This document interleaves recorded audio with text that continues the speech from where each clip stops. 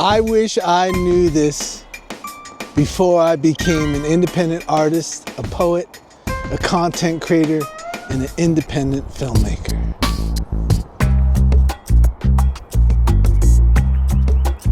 Welcome back to the YouTube channel of I Paint Creatures. I'm IPC, and I'm your host to taking you on the journey of the making of the epic story experience Matsu.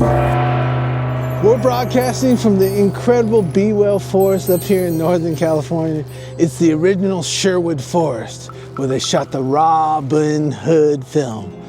And this is going to be a place where basically when we get all the professional puppets made, we're going to be filming a lot of scenes from the Be-Well Forest. It's a big part of the story. We're going to get into that eventually here on these series of videos of the making of the epic story experience of Matsu. But today, I was going to talk about the things I wish I knew before I was a professional, independent filmmaker, animator, poet, storyteller, and making my full-time living off creating this epic story experience of Matsu.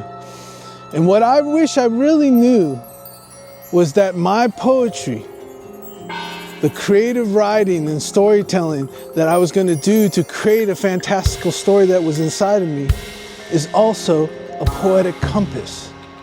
It allows me to have a tool where I can listen to my painted stories inside myself, using imagery and poetry to express it to the world.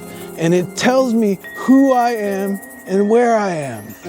And it's that cipher that goes through all those images and informations that come from social situations and all sorts of areas of life that are outside of me, that get inside me and create noise and chatter of defining who I am, when really all of us have a poetic compass inside.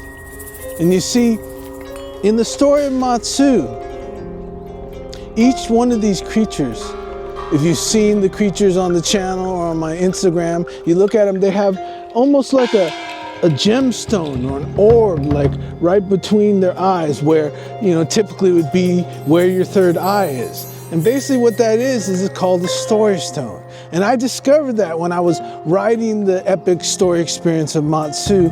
I started, you know, really coming into understanding that they have this superpower that makes them an incredible, fantastical, illuminated yokai creature.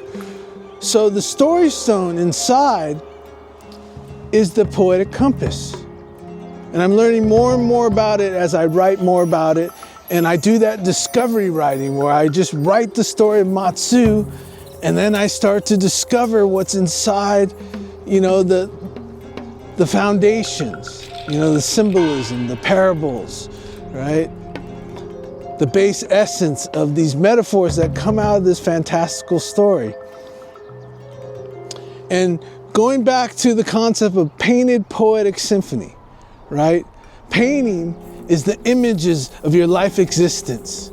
Your original painting in your imagination, how you see your life and the way you would like it to be, right? And then using poetics is your form of communicating your imagination and arranging symbols in your original format of who exactly you are.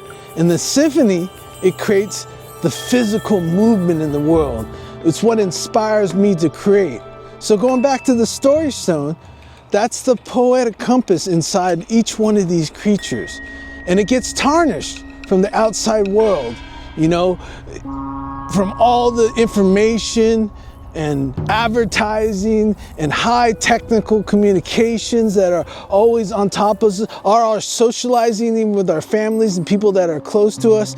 They start to define who you are from their point of view. And nothing wrong with that, but you know, in my life, I get kind of distorted and I don't know who I am and where I am, so I can move purposely, you know, to my highest potential in my life, and find that poetic compass, so it starts to point me in a direction like paint more, or draw more, or write more of the story, or make these videos and just get better and better at them, and talking out here in the Be Well Forest directly to you about the story experience of Matsu. And it's an experience to me, it's a movement. More than just writing the story and then start designing all these creatures and animating it and bringing it to you.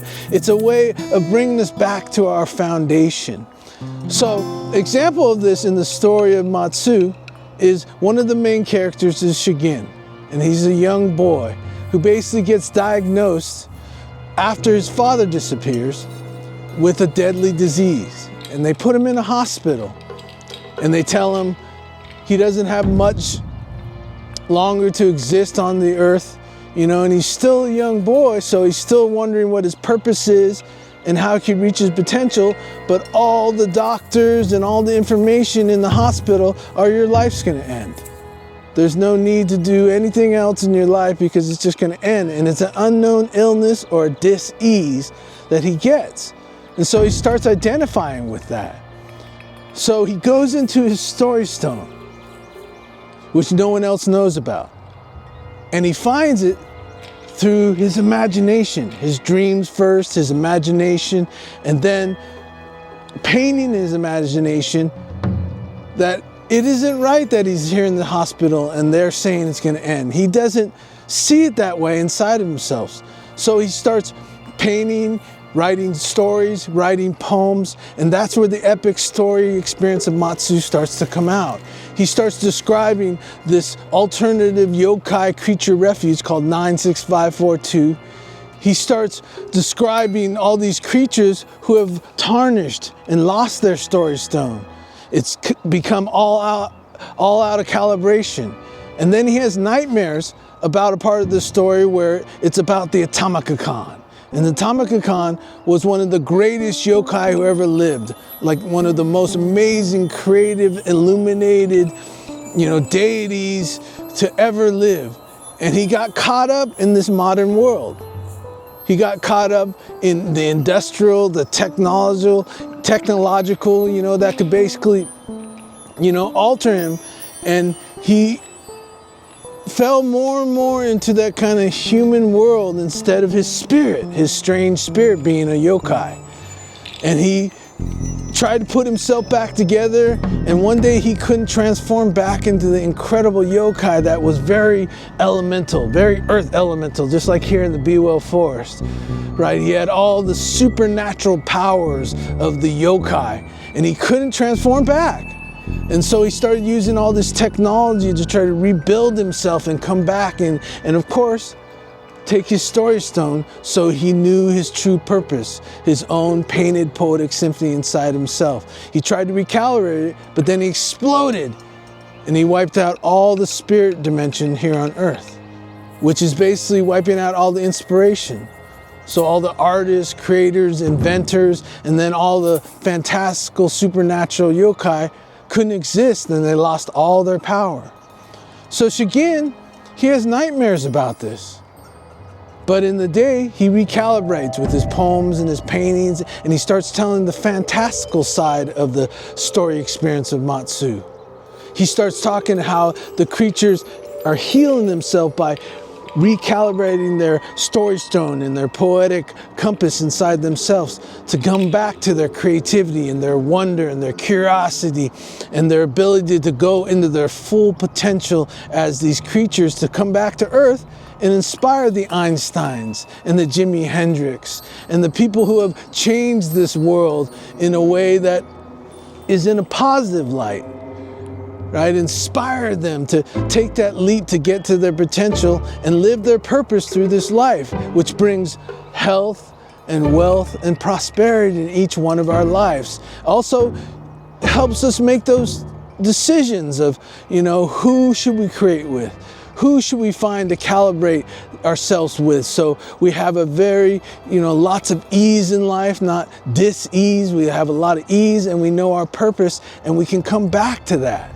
So Shigin, basically he doesn't know he's doing this, and he starts painting and drawing and telling these stories all about basically what he's going to experience and what he wants to experience. And he's basically recalibrating and untarnishing what the doctors and the outside world are telling him about how his life's gonna end.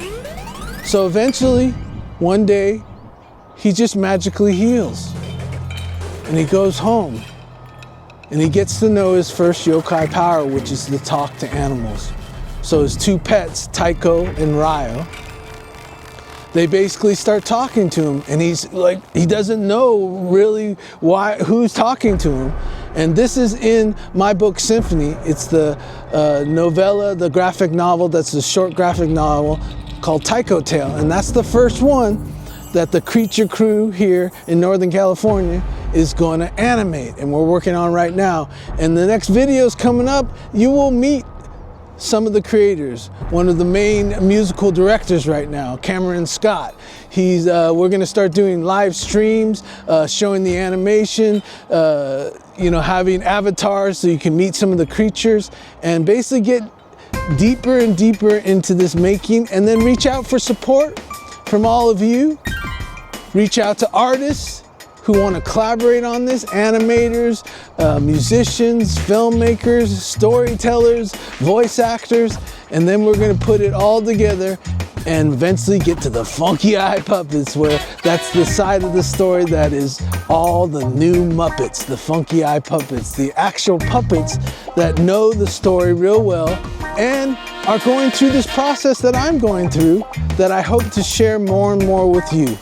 So remember, I wish I knew this before I became an independent artist, a content creator, a filmmaker, and a professional full-time poet. That my story stone, my poetry, my art, my expression, my imagination inside is my poetic compass.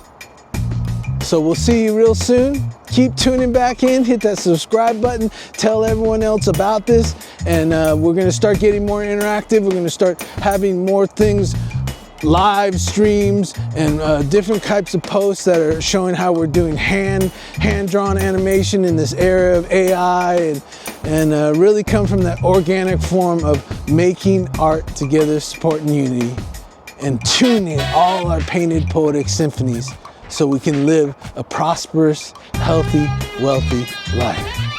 Peace. Talk to you soon. I Paint Creatures.